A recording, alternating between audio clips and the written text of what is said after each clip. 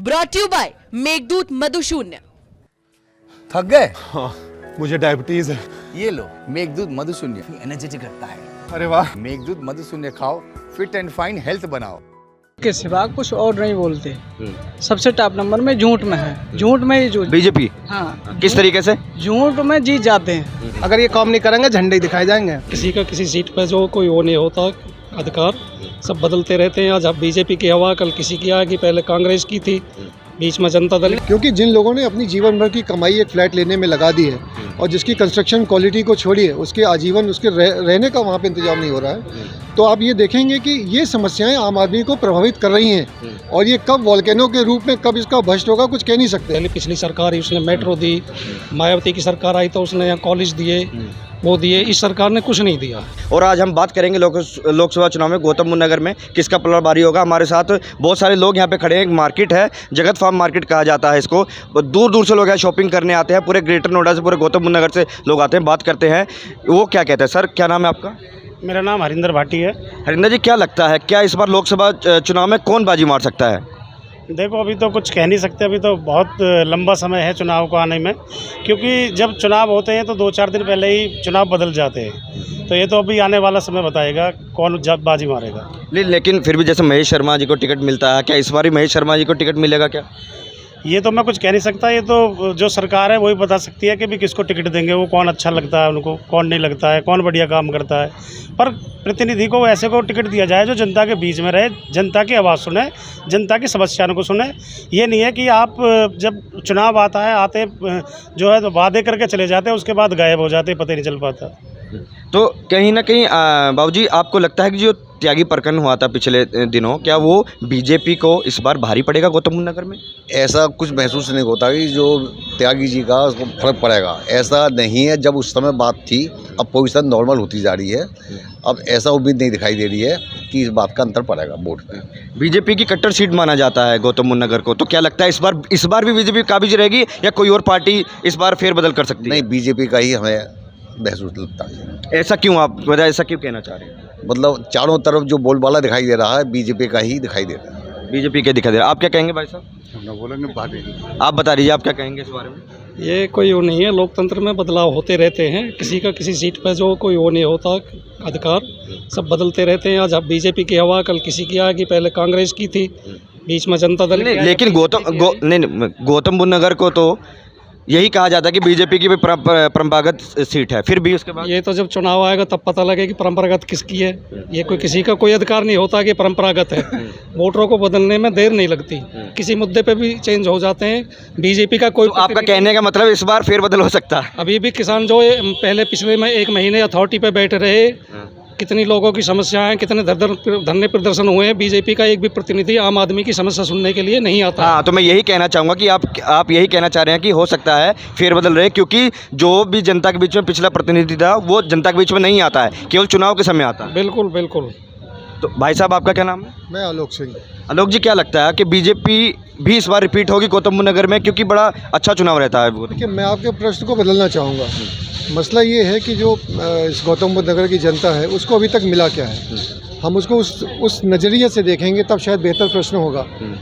आप यहाँ पे देखिए कि कितने प्राइवेट अस्पताल हैं और कितने प्राइवेट स्कूल हैं, और उनमें सरकारी स्कूल और अस्पतालों का अनुपात कितना है। आम आदमी को सत्ता में कौन है उससे बहुत मतलब नहीं है। मतलब ये है कि उसके आसपास की जो सुविधाएं हैं, जो उसकी दिनचर्या की, रोज़मर्रा की ज़रूरतें हैं, वो उसकी कितनी पूरी तो हो आपका कहने का मतलब है कि कोई प्रतिनिधि हो, अपने जनता को तो अपने काम से मतलब है, उनके अपने काम पूरे होने चाहिए। जनता काम को देखती है। आज भी अगर आप यहाँ देखेंगे तो फीस के मुद्दे पे लोग परेशान हैं। यहाँ पे जितने भी अभिभावक हैं जिनके बच्चे स्कूलों में हैं, वो भारी भरकम फीस से परेशान हैं। सरकारी विद्यालयों की स्थिति क्या है? आज आप अगर डाटा उठा के देखें तो गौतम बुद्ध नगर में जितने भी सरकारी चिकित्सालय हैं उनकी संख्या मुश्किल से 15% होगी और प्राइवेट की ज़्यादा है, 85%। इसी प्रकार से अगर अच्छे स्कूलों की मात्रा आप देखें सरकारी, तो वो भी 10 से 12% का उनका अनुपात आएगा।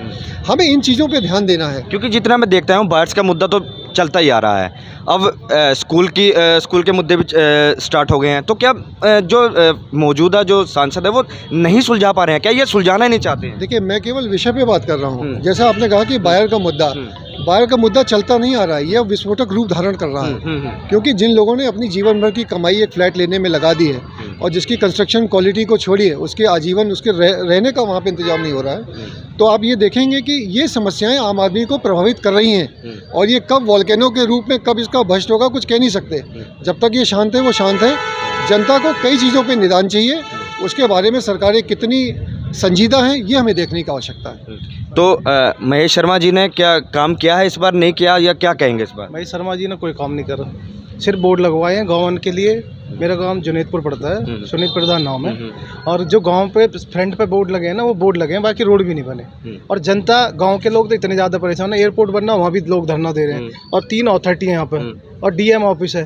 तीनों अथॉरिटियों पे कोई महीना जाता होगा जिस टाइम धरना ना चले। मैंने देखा कि धरना अक्सर होता है, तो वो ये भी कहते हैं कि मैंने तो सारी समस्याएं सुलझा दी हैं, लोग काफ़ी खुश हैं, और कोई शहर में ऐसी कोई समस्या ही नहीं है। वो सिर्फ आज तक अगर गए हैं ना, त्यागी वाला मामला हुआ था उसमें गए थे। किसानों के किसी धरने में वो नहीं पहुंचे। किसानों को कोई समस्या का समाधान नहीं करा कि चलो मैं इनमें कुछ आगे रखता हूँ। कभी उन्होंने ऊपर बात नहीं रखी। किसानों से रूबरू कभी नहीं हुए। अब रूबरू होते हैं जो मन की बात या कहीं होते हैं, तो वही 10-5 लोग जो बीजेपी का झंडा लिए डोलते हैं ना, उनको ही बैठ के बैठक होती है, बाकी कोई नहीं होती। तो आपका कहना है कि इस बार फेरबदल हो सकता है, जरूरी नहीं है कि परंपरागत सीटें तो आगे भी यही चलता रहे? तो लोग बहुत ज़्यादा, ग्रामीण क्षेत्र तो बहुत ज़्यादा परेशान है। अगर हम सिटी की बात करें, सिटी में भी जितने फ्लैट और वायरस जितने भी, पिछली बार भी लोगों ने देखा गया था कि काले झंडे दिखाए थे। बिल्कुल दिखाए थे। हो सकता है अब की बार और ज़्यादा दिखाए जा। अगर ये काम नहीं करेंगे, झंडे ही दिखाए जाएंगे। तो क्या लगता है कि अगर महेश शर्मा जी को टिकट ना मिला बीजेपी से, तो किसको मिल सकता है? क्यों लगता है? किसी की हो, किसी या टिकट किसी मिलो, लेकिन वो जनता के बीच जाए, चाहे वो कांग्रेस को हो, बीजेपी को हो, सपा को हो, बसपा को हो, लेकिन लोगों की जाके समस्या सुने और उन्हें समस्या का समाधान कराए, जब भी जाके उस प्रत्याशी को चुनने का हक है हर किसी का। तो भाई साहब क्या कहेंगे, क्या लगता है कि इस बार किसको टिकट मिल सकता है बीजेपी का? क्योंकि आप बाहर रहते हैं, ज़्यादातर सब लोगों से बात भी करते होंगे। देखो, इस बारे में तो हम कुछ नहीं कह सकते किसको टिकट मिलेगा, लेकिन ये तो तभी पता लगेगा जब टिकट मिल जाएगा कि किस प्रत्याशी को चुना जाए और कौन काम कर सकता है हमारे बीच आके, कौन हमसे मिल सकता है, कौन हमारी समस्या सुन सकता है। ये तो तभी पता लगेगा जब टिकट मिल जाए पार्टी को कि कौन सामने आएगा। तो ये जो त्यागी प्रकरण हुआ, क्या लगता है महेश शर्मा को भारी पड़ेगा आने वाले समय में? बिल्कुल पड़ेगा जी। किस तरीके से? थोड़ा नहीं, देखो, इस बारे में मैं कुछ नहीं बोलूँगा अभी कोई बोलने का मुझे तात्पर्य भी नहीं है। ये तो जब चुनाव आएगा तभी बोला जाएगा इस बारे में। लेकिन हर चीज़ का मतलब आपके कहने का इनडायरेक्टली मतलब ये है कि जनता उस प्रकरण से भी नाराज है और उनके कामों से भी नाराज है। बिल्कुल बिल्कुल बिल्कुल। तो भाई साहब ये बताइए, आप कह रहे कि मतलब महेश शर्मा जी को तो नहीं काम किया उन्होंने, तो क्या अल्टरनेट कौन नज़र आता है और पार्टी में भी या इसी पार्टी में बात करें बीजेपी में? देखो, पार्टी में नहीं, काम से मतलब, हर किसी को काम से मतलब है। अगर मेरे बच्चे पढ़ रहे हैं, स्कूलों की समस्या में जैसे बहुत सारा आजकल बस्ता बंध रहे हैं, बहुत महंगे वो हो रहे हैं, उनमें समाधान हो जाए। जनता को सरकार से कोई इतना ज़्यादा वो नहीं रहता, क्योंकि यहाँ जो रह रहे हैं मिडिल क्लास लोग वही सब अपना कर रहे हैं। कोई दुकान चला रहे हैं तो उसकी दुकान में बेनिफिट होना चाहिए, लेकिन जब सरकार का वो नहीं घूमेगा तो कहाँ से लोग कमाएंगे, कहाँ से फीस भरेंगे, कहाँ से खेती बाड़ी करेंगे? सब लोग परेशान हैं, इस सरकार से परेशान है, चाहे महेश शर्मा आए या कोई भी आए। लेकिन जो काम करे, जो किसान हित में काम करे, उसके लिए फायदेमंद है। कहने का मतलब है कि बीजेपी के प्रतिनिधि ने काम नहीं किया है शहर में। बिल्कुल, गौतम नगर जिले में भाई पिछले 10 साल से सरकार चली आ रही है, तो 10 साल में तो लोग इसे बीजेपी कहेंगे, पिछली थोड़ी कहेंगे। बस अगर पिछली बार होती तो कहती अब की बार चलो काम हुआ, पिछली सरकार नहीं करे। लेकिन हर आदमी पीछे कहता है ये तो 10 साल से चले आ रहे हैं, इन्हें तो काम करना चाहिए, काम करके दिखाना चाहिए। धरातल पे कुछ नहीं है। मुख्यमंत्री जी घोषणा कर देते हैं, यहाँ तक कुछ होता नहीं है। अभी कुछ दिन पहले घोषणा हुई 3 के, उसमें भी था कि 12 के बिल माफ़ होंगे, अब तक कोई माफ़ का उन पर हुई नहीं आया कि माफ़ कर दिया जाए। तो आप कहने मतलब कह देते हैं कागजों में हो जाता है, धरातल पे कुछ नहीं होता। उनसे जाके करते भी है। अभी NPCL है हमारे यहाँ ज़्यादातर, UPCL है, UPCL भी वही करती है, NPCL भी ऐसी धोखाधड़ी करके बता देती है कि अभी हमारे पास कोई जियो नहीं आया जिस पर हम माफ़ कर दें, हमें कुछ बताया नहीं। ऐसी घोषणा वो भी खुद कह देते हैं, ऐसी घोषणा तो होती रहती है, कोई ना कोई करता है। मुख्यमंत्री की बात को सब यहाँ के जो अधिकारी वो भी झूठ बोल देते हैं कि उनकी घोषणा तो होती रहती है। तो भाई साहब क्या कहेंगे कि किस तरीके से दोबारा इधर ही चलते हैं भाई साहब, क्या कहेंगे किस तरीके से देखते हैं इस बार, मतलब फाइट किस में देखते हैं पूरे लोकसभा चुनाव में? गौतम नगर की बात फाइट तो जो राष्ट्रीय दल है उन्हीं के बीच रहेगी, इसमें कोई संदेह नहीं है। लेकिन अभी क्योंकि समय है और ये आखिरी समय, जैसे क्रिकेट में स्लॉग ओवर्स होते हैं, स्लॉग ओवर्स में मैच पलटते हैं आखिरी के 5 ओवर्स में, तो अब ये स्थिति बनेगी कि आखिरी के 5 ओवर्स का दौर शुरू होने वाला है। उसके बाद जनता जो कष्टों से गुजर रही है या जो उसको निदान चाहिए, उसको ये मतलब नहीं है कि टिकट किसका है किसी एक दल से, उसे ये मतलब है कि हम बेटिकट ना रहें, उसको कहीं ना कहीं अपनी सुकून का टिकट उसे मिल जाए। अगर आप इसको एक शब्दों में करें तो जनता सुकून का टिकट उस प्रत्याशी के रूप में तलाश रही है। मैं एक चीज़ और जानना चाहूँगा महेश शर्मा नहीं तो बीजेपी को क्या लगता है कि किसको टिकट दे सकती है यहाँ? देखिए, ये पार्टी का अंदरूनी विचार है, ये उनकी अंदरूनी सिस्टम है कि वो क्योंकि आप तो शहर में रहते हैं, कुछ तो मतलब गॉसिप्स तो चलते होंगे कि किसको हो सकता है किसका नहीं। देखिए, गॉसिप्स की अलग बात है, गॉसिप्स पे हमें क्या करना है वो तो पार्टी का नेतृत्व ही, जो भी भाई कांग्रेस के अलग डिसाइड करेंगे, बीजेपी के अलग डिसाइड करेंगे। आपके माध्यम से जनता की आवाज़ मैं यही पहुँचाना चाहता हूँ कि जो बाहर की समस्याएँ हैं, अभिभावकों की समस्याएँ हैं और जो अस्पतालों की चिकित्सा की समस्याएँ हैं, उन पर ज़रूर गौर किया जाए, क्योंकि उनमें कहीं ना कहीं बहुत भारी कमी इस क्षेत्र में है और जनता उससे दुखी और परेशान भी है। तो भाई सब सहमत है आप इनकी बातों से? बिल्कुल बिल्कुल। किस तरीके से देखते हैं इस बार के चुनाव को? यहाँ जो है 9 साल जो केंद्र सरकार को हो गए बीजेपी की को, और 6 साल जो है जो प्रदेश में हो गए। कोई एक काम ग्रेटर नोएडा में ये बताए सरकार कि हमने ये काम किया है, कोई नया काम? हर सरकार जितनी सरकार आई है कुछ ना कुछ काम नया किया है। बस ये एयरपोर्ट को लेकर बैठ जाते हैं। एयरपोर्ट का जो प्रदेश सरकार का उसमें कोई वो नहीं है। एयरपोर्ट एक ये उपलब्धि बताते हैं, बाकी शहर में कोई उपलब्धि नहीं है।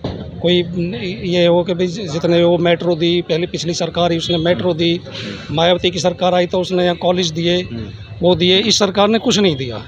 तो क्या जैसे कि मानते हैं कि परंपरागत सीट है यहाँ पे, बीजेपी वर्सेस बीजेपी का किसके साथ टक्कर ज़्यादा हो सकती है इस बार? बीजेपी की टक्कर यहाँ सपा के साथ ही हो।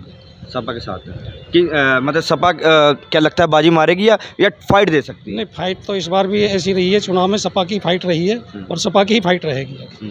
तो हमारे जी भाई साहब बताइए जी। मैं एयरपोर्ट अभी सरकार द्वारा जो एयरपोर्ट बनाया जा रहा है उत्तर भारत सरकार द्वारा, जी एयरपोर्ट में जो गांव उठे हुए हैं, जो वहाँ से उठाए गए थे पहले चरण में, उन लोगों को जहाँ बसाया गया था वहाँ पे मूल सुविधाएं जो देनी थी, देखो सबसे पहले तो वहाँ पे पानी की सुविधा देनी थी, टंकी का कोई सुविधा नहीं है वहाँ पे। जो लोग वहाँ रह रहे हैं, अगर किसी की मृत्यु हो जाती है वहाँ आस-पास का शमशान घाट नहीं है, किसी दूसरे गाँव के उनका कोई शमशान घाट नहीं, आज तक भी नहीं है। अब कहने मतलब जो नए गाँव बसाए गए थे, जिनको स्थापित किया गए थे उन गाँवों के लिए, जो वहाँ पे शमशान घाट नहीं है, और जो वहाँ दुकान या कुछ इस टाइप का चलाना चाहते हैं, जो बेरोजगार थे, जो गांव में खेती काट के दूसरे गांव लाई का या बटाई का काम करते थे, उनके लिए कोई धंधा उन्होंने नहीं दिया, ना रोजगार दिया, ना किसी तरीका का। वो लोग बहुत ज़्यादा परेशान हैं। दूसरा एक और मुद्दा वहीं का है, शोर की ज़मीन जो बताई गई थी, जब इंदिरा गांधी टाइम में वो हुए थे, नसबंदी हुई थी, वहाँ उन गाँव के लोगों को जिन्हें नसबंदी कराई थी, उन्हें ज़मीन के पट्टे कराए गए थे, उन्हें शोर की ज़मीन बता के, विकास के नाम पर वो ज़मीन ले ली, शोर की ज़मीन बताया गया, उन लोगों को मुआवजा नहीं दिएगा।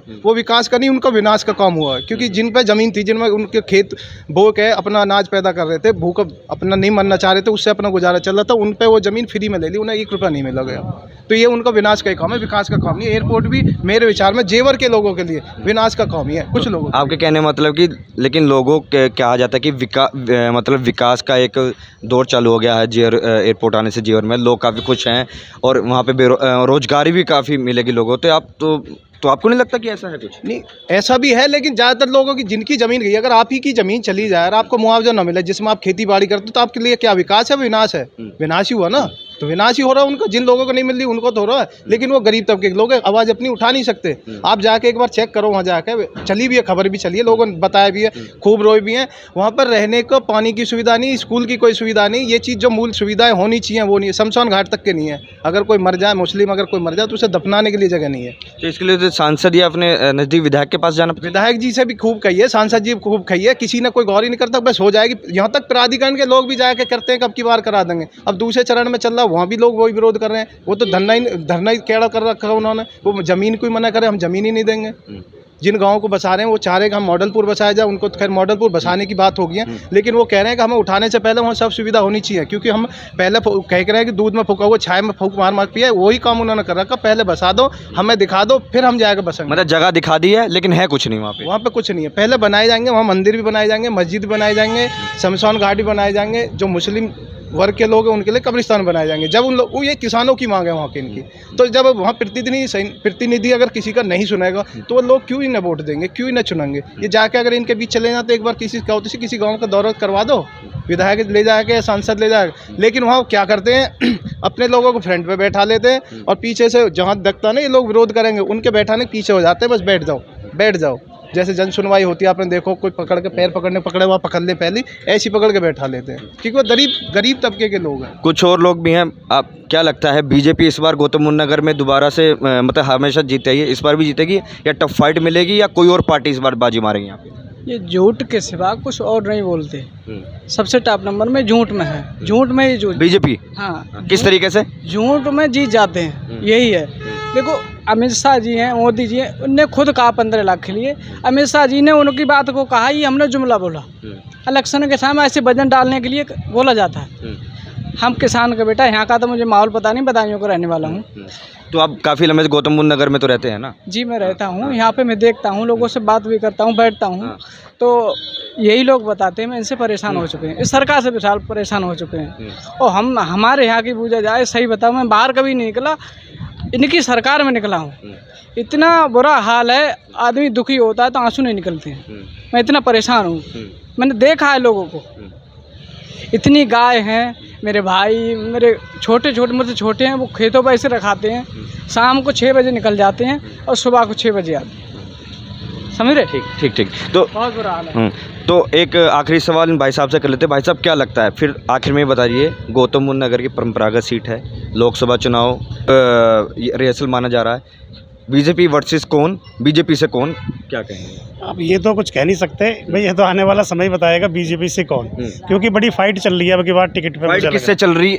बीजेपी की फाइट किससे चल रही है? फाइट अभी कोई मैंने सुना है कि नए प्रतिनिधि है जो तैयारी पे लगे हुए हैं। अभी नाम देख रहा हूँ, मैं भी ट्विटर पे देखता हूँ, फेसबुक पे देखता हूँ, तो बहुत से हैं प्रतिनिधि जो अभी जो मेहनत कर रहे हैं, लोग बागों से मिल भी रहे हैं और संपर्क भी साध रहे हैं। तो मुझे लग रहा है अब की बार शायद नए आदमी का ही किसी का टिकट होगा, जहाँ तक है।